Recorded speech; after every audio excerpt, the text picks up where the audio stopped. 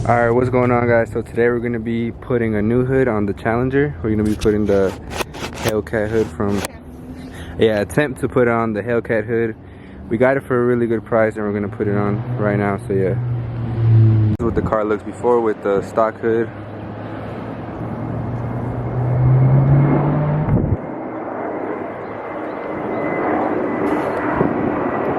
Alright, so to remove the hood, all you gotta do is take out these two bolts that are holding it with the bracket on both sides, and the hood will come off.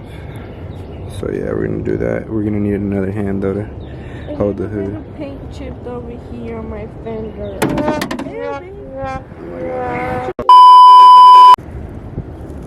Alright guys, so bam, the hood is off. We got the hood over there. We're about to get the new hood and put it on. See how it looks. Alright guys, bam. That's it. That's the hood right there. I think it goes real good with it. It looks way better than the OEM hood.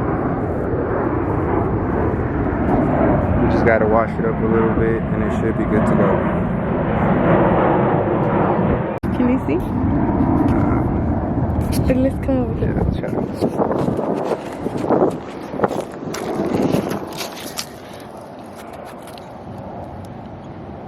Okay. See? Yeah, hell yeah.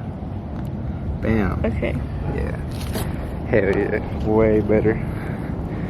So yeah, that was really easy. I thought it was gonna take way longer. We changed the latch too. Yeah, Which is just two bolts and they're all the same size. Yeah, 13 all around. 13 that hold those two brackets and the 13 that hold those two, and then for the latch. But yeah, without the original latches, the hood wouldn't fit.